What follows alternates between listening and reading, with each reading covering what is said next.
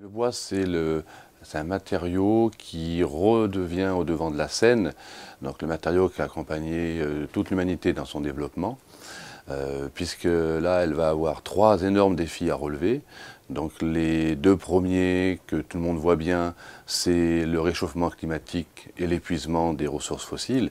Et puis le dernier, c'est le défi concernant l'alimentation. Donc il faudra bien nourrir une planète où il y aura très prochainement 9 milliards d'habitants. Le bois, l'intérêt, c'est qu'il n'est pas en concurrence avec ses ressources alimentaires et qu'on peut en faire énormément de choses.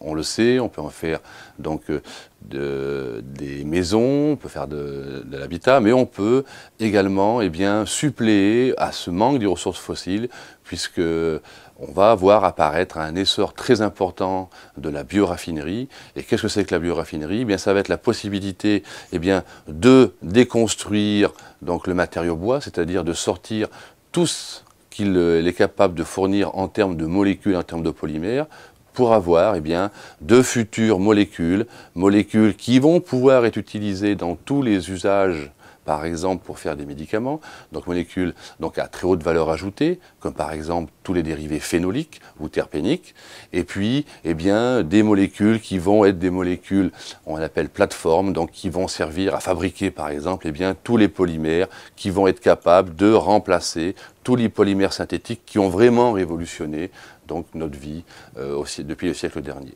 Les polymères, pour faire simple, c'est avant tout un monomère. C'est-à-dire une petite molécule qui a la possibilité de s'assembler, c'est-à-dire on va pouvoir reproduire le même enchaînement dans l'espace un très grand nombre de fois.